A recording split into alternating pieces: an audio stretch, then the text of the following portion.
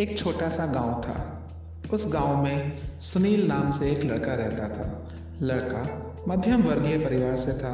सुनील के पिता गांव में ही अपना छोटा मोटा व्यापार देखते थे। सुनील की माँ एक गृहिणी थी और उसका छोटा भाई 12वीं कक्षा में पढ़ता था। सुनील ने अपनी पढ़ाई खत्म कर ली थी और अब वह अपने लिए कोई अच्छा सा काम तलाश कर रहा था। सुनील बहुत होनहार लड़का था और मेहनत के मामले में वह कभी भी पीछे हट नहीं करता था। परिवार की आर्थिक परिस्थिति ऐसी थी कि वह अपने लिए फुर्सत से कोई ढंग का काम तलाश कर सके। सुनील ने पहले से ही तय किया था कि वह नौकरी नहीं करेगा। उसे तो कोई अच्छा सा बिजनेस ही करना था, लेकिन वह सोच सोच कर परेशान हो रहा था कि कौन सा बिजनेस करना चाहिए और कैसे। सुनील के पिता इतने पढ़े लिखे नहीं थे कि वह उसकी सिवाय पैसों के किसी भी तरह से मदद कर सके। सुनील अकेला ही हर जगह जाता, सारी जानकारी इकट्ठा करता और फिर सारी तफ्तीश करने के बाद वह आइडिया छोड़ देता। सुनील अंदर ही अंदर ये सोचता रहता कि मैं अपने लिए कुछ भी क्यों नहीं कर पा रहा हूं। हालांकि वह सारी चीजें जानने और समझने के लिए सक्षम था। एक दिन वह अपने दूर के मामा से मिला। वह एक अकाउंटेंट थे। सुनील ने अपने मामा से सारी बात कही। उसने कहा कि मामा जी, मैं हर रोज अलग अलग व्यापार के बारे में छानबीन कर रहा हूँ, लेकिन मैं ये तय नहीं कर पा रहा हूँ कि मेरे लिए कौन सा बिजनेस अच्छा रहेगा।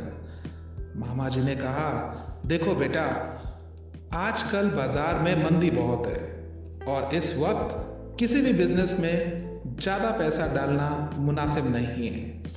इसलिए तुम अपना एक छोटा सा रेस्टोरेंट खोल लो, क्योंकि मेरा तजुर्बा ये कहता है कि आजकल लोग जितना पैसा खाने पीने में खर्च करते हैं उतना कहीं और नहीं करते।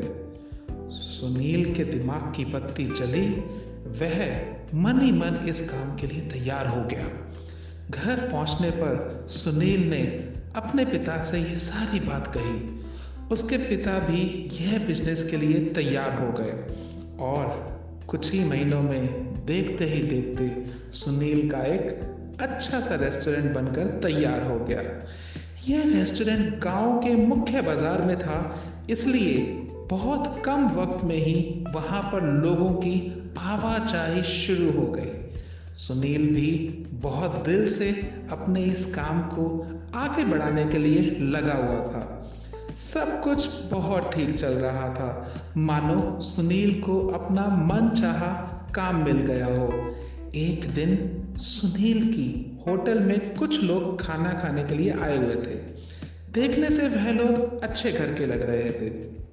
उन लोगों ने अपना खाना खत्म किया और बिल चुकाने के लिए काउंटर की तरफ बढ़ने लगे। काउंटर पर सुनील बैठा हुआ था।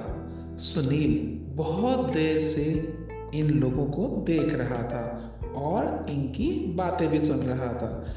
पेमेंट हो जाने के बाद सुनील ने सहजता से पूछा कि सर, आप लोग क्या बिजनेस करते हो? उन्होंने कहा, हमारा कपड़ों का कारोबार है। सुनील ने इस बारे में कुछ और जानना चाहा। उसके बाद उन लोगों ने उनके कारोबार के बारे में सारी चीजें सुनील को बताई। बात खत्म होने पर वह लोग तो वहां से चले गए, लेकिन बार बार भी सुनील के दिमाग की घंटी बजी। सुनील ने सोचा कि मैं इतना पढ़ा लिखा हूं, उसके बावजूद मैं सिर्फ ये होटल चला रहा हूं। हालांकि मुझे कोई अच्छे और बड़े बिजनेस में होना चाहिए। कुछ ही दिनों बाद सुनील अपना अच्छा खासा रेस्टोरेंट छोड़कर कपड़ों का कारोबार जमाने में लग गया। रेस्टोरेंट शुरू करने के 6 महीने के भीतर ही उसने एक नया बिजनेस शुरू कर दिया। एक दिन सुनील अपने शोरूम में बैठा हुआ था कि उसकी मुलाकात एक व्यापारी से हुई, जिसका दूसरे शहर में छोटा सा स्टोर था। जहां घर में इस्तेमाल होने वाली सारी चीजें मिलती थी। सुनील ने वह व्यापारी को अपने साथ बिठाया और दोनों के साथ में चाय की चुस्कियां लेना शुरू किया। चाय पीते पीते वह दोनों एक दूसरे के बिजनेस के बारे में बातें करने लगे। बातों ही बातों में व्यापारी ने सुनील से कहा कि यार सुनील, जब से ये लॉकडाउन लगा है ना, तब से आप लोगों के कारोबार में बहुत सुस्ती आ गई है। देखने से तो आपका कारोबार बड़ा लगता है, लेकिन मैं इस बिजनेस में कोई खास मुनाफा नहीं देख रहा हूँ।